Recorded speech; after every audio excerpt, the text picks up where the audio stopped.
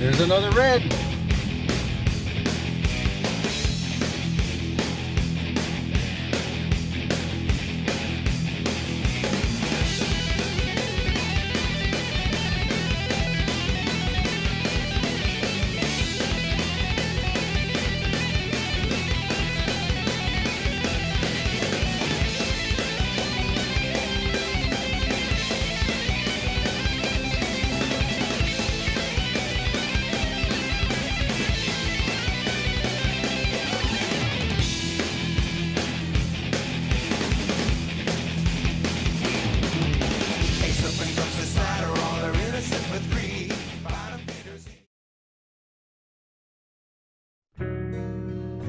Fur Life is proudly sponsored by Uncle Freddy's Gut Glove, The Buck Cage, Comstock Custom Cages, Dusk to Dawn Bow Fishing, Mountain View Guide Service, The Stealth Screen, The Raptor Razor,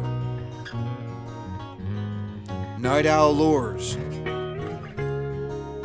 Wolf Creek Products, J3 Outdoors, PCS Outdoors, Lennon Lures.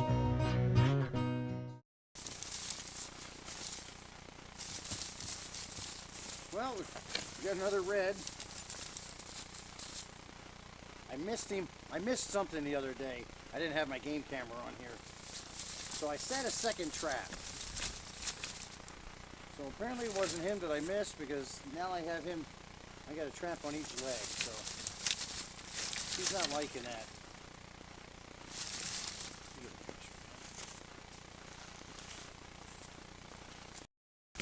This is my spot that I usually, I caught two red. I always catch at least one fox here every year.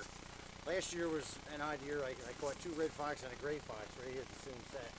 This year, this is the first set. This is the first animal I had caught here. So I had something, like I said, I had something snitch the bait out of here the other night. So I had it set back a little far, hopefully, because coyotes run this. So what I did is I set another 1 3/4 closer to the hole. That's what nailed it probably. And then they step back into the other one. So, well, we're gonna take care of him, and we'll check this is our first check. Neighbor actually walked his dog and actually seen the fox get caught. So he hasn't been in his trap about an hour.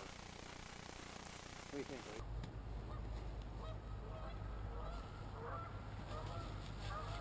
What do you think?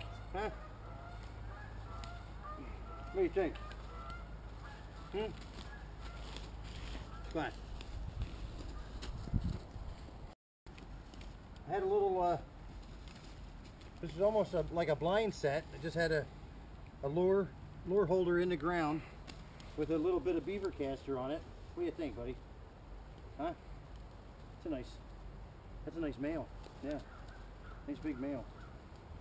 Toe catch. Beautiful. Yep. KB freaking strikes again. Hey, don't bite on that. What do you think, buddy? Huh? Yeah, that's number 17 this year so far. 17 reds. 17 reds and 1 gray so far. What do you think, buddy? Huh? Oh yeah, I got him right by the wrist. That's a good thing. Alright, well, what we'll do is we'll dispatch him and see if I got everything here to get the remake. So here we are. We're down by the river again. We just set these yesterday, and we had a trap there and a trap here. And before deer season, we had a trap down the other end, and I caught a red. So like I said, we just set these yesterday, and we connected. I see something Doug, either he did or the other one was running with him, dug up my first trap. Something I did that he didn't like or did like, and dug my trap out and came to this one and got him in the blind set. So we're going to dispatch him and we'll show you the remake.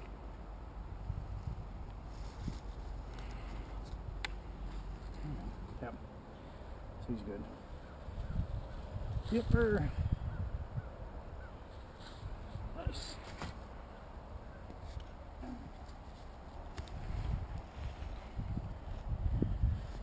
Nice big male. That's nice. Not much. Oh, they're pretty. They're pretty this time of year. 2 days after Christmas. Beautiful fur. Well, here we are checking my traps. This is that farm we just set the other day. Got a fox over there on Sunday. Monday I got a fox over here in the other way, or on the other field, down on the other farm. Came in here this morning, my trap was gone. I had it on a drag on that. You can see the catch circle a little bit here, and he went over here. And no trap, no drag, no nothing. So we came after work, and my son, we were hoping we went through the corn, because he went through there, he could be any, went down the field, he could be anywhere. So he went in the corn. We're going to show you it's a nice coyote. It's not even a fox, it's a coyote. So we're going there. To your right, Dad. No, we were back, buddy. Right?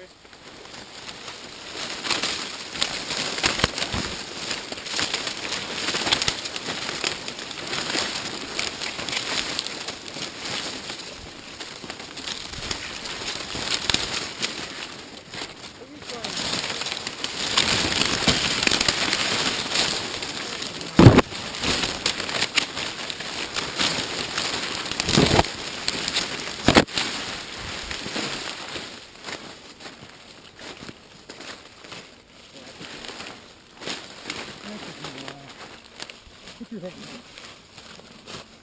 Don't play all mine.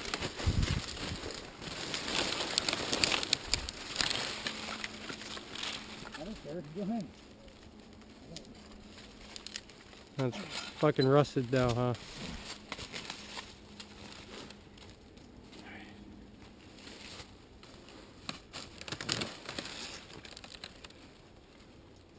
Female, huh? That's male. Nice male. What do you think? Huh? What do you think? What?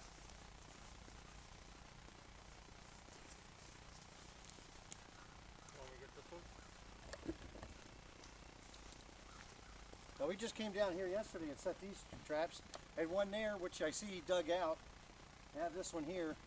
Could be the same animal, or maybe it was a pair that came down. Anyway, it's nice, another nice red.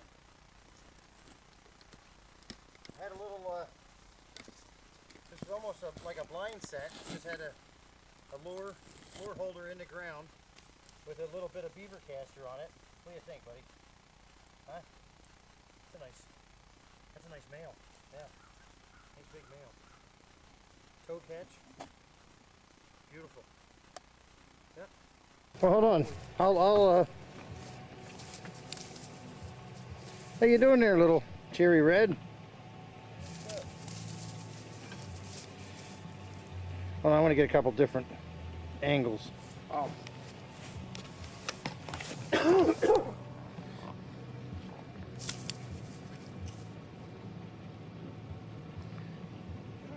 foot catch.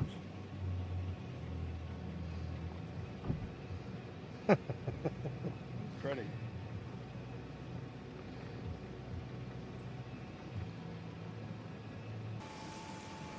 Dead. See that? Bleed? No, Bleeding out of his ears.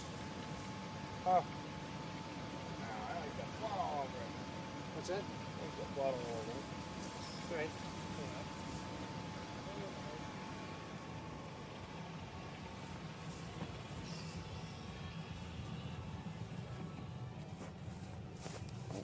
This is our second one today. Yeah, I just relured that yesterday. Actually, had to redo it because of the ice, and I just used a new lure, Kevin Kishel's trigger, and that's 2 fox so far. That's a nice male right there. That's sweet, because I usually, the females, I see he's got a little bit of foot damage. These KB 5.5s, they're a little big for for fox, but we have so many coyotes around here, I have to use them. So, well, we're going to dispatch this and remake it. All right.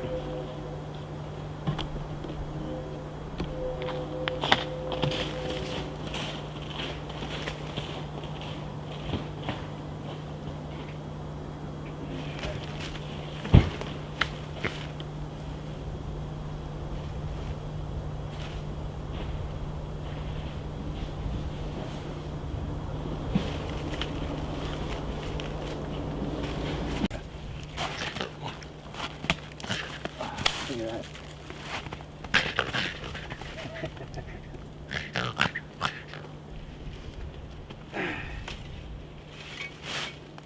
It's definitely...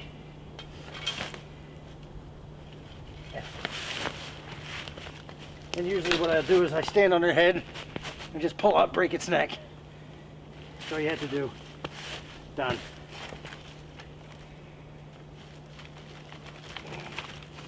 I love these 5.5 KBs of the ultimate trap.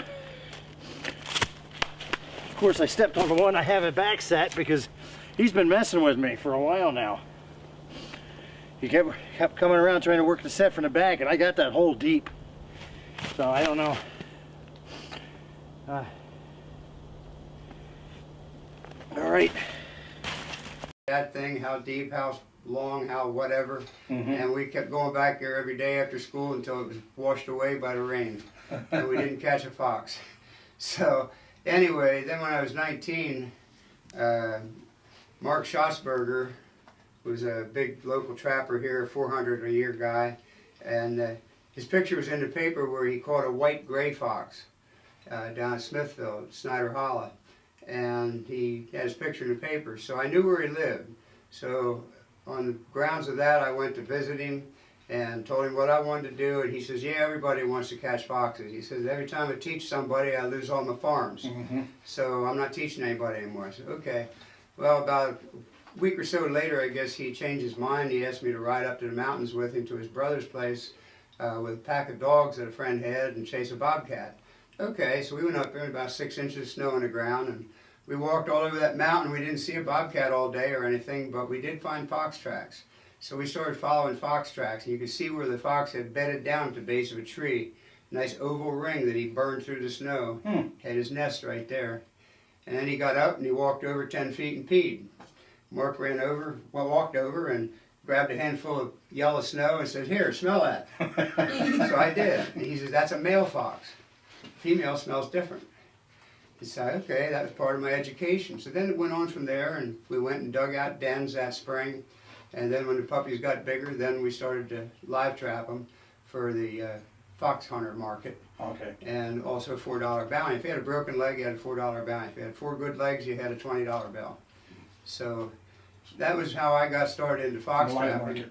And when I was 25, then I got hired by the Health Department of Virginia to trap in the rabies program. The fellow that I replaced was Chuck Dobbins. He quit because they kept sending his paychecks to him out in the motel somewhere where his wife was in Ohio waiting to get paid. And so he didn't like that, and there was other situations going on, so he quit, and Blank came up to the PTA convention and interviewed different guys, and I got hired. So I went down, I spent a month down there, and that was all I wanted, living out of a suitcase. Yeah. So I quit and came home. Got 43 foxes in a week down there. It's cold rolling with 20 traps, 25 traps, something like that. We're supposed to keep 30 traps in the ground every day for 21 days. At the end of 21 days, then you go to another county. Okay. And there's 7 trappers in the county. They divide up the county map into 7 sections, and each guy gets a piece of it. So then you're responsible for trapping that area for 3 weeks. And that pretty well knocks them down. In the 3rd week, I didn't catch any foxes. So that pretty much knocked them off. So beyond that, then, over the years, I've just trapped in the winter for my vacation time that I had. I was married, had a full-time job, and had finally had 3 weeks vacation, and when I was able to take 3 weeks vacation, we'd hammer them pretty good. And one year we had 140 coon, 400 muskrats, 50 foxes.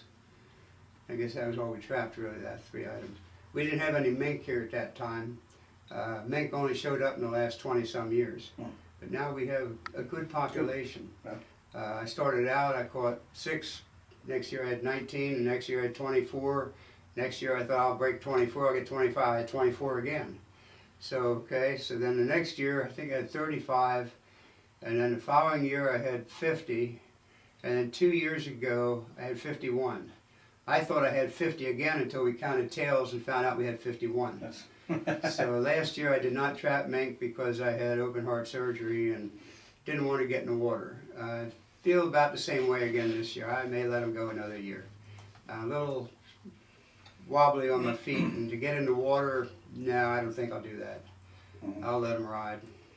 So you can't hurt the population taking too many out at one time. yes, In any species, yes, right? yes, you can. Because I've noticed that myself. Yeah, It's a- believe it or not, even coyotes, because Well, that's not gonna hurt anybody's feelings. everybody's experience out in Wyoming the last couple of years is, other than Dean Hale, that he got 30 couple, but everybody else that's going out there has had poor response. We only got 7 in 2 weeks, so that's not very good running 100. Yeah, we can stay here and do 100 that. miles. Yeah, running over 100 miles a day for 7 coyotes. And I figured it cost me about $500-600 a piece.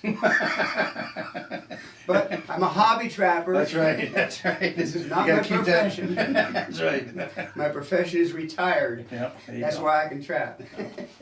Have you ever imagined anybody catching like 1,000 fox at one time in a season? No, because back when we had the bounty, the Game Commission kept good records of how many animals were turned in from each county. And Lancaster County consistently was 420, 440 gray foxes and 325 red foxes.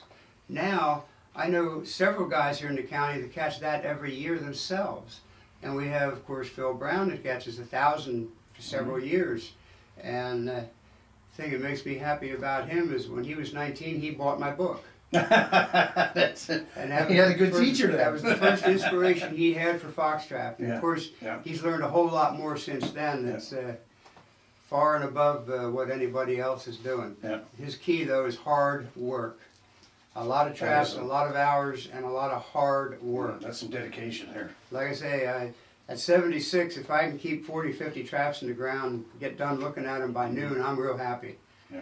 In his case, he starts at 2 o'clock in the morning, and I'm not sure what time he's done in the afternoon, but it's a long day. Then you go home and he's gotta skin. it. That's it. That's I it. don't want to catch 20 foxes Yeah, a day. Yeah, that's a lot. That's Just the few unbelievable. that I catch keeps me busy. yeah. There you go.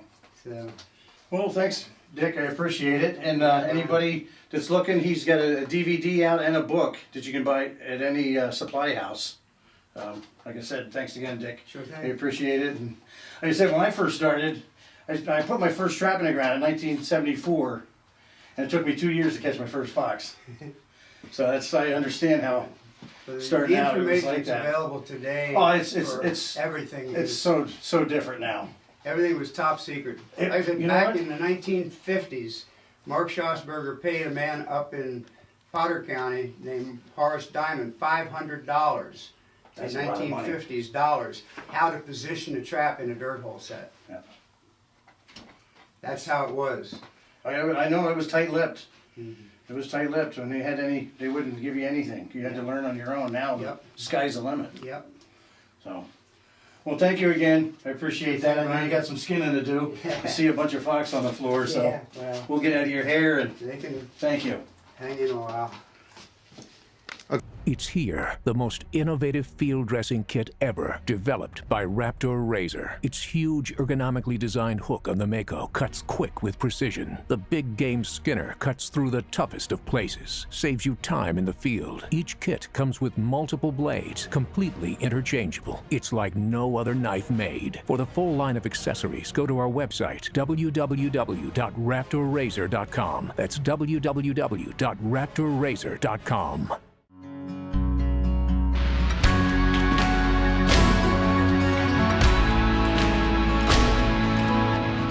The Hague Spring Clip by J3 Outdoors. Simple, fast, efficient. Fur Life is proudly sponsored by Uncle Freddy's Gut Glove, the Buck Cage, Comstock Custom Cages, Dusk to Dawn Bow Fishing, Mountain View Guide Service, the Stealth Screen, the Raptor Razor, Night Owl Lures, Wolf Creek Products, J3 Outdoors, PCS Outdoors, Lennon Lures,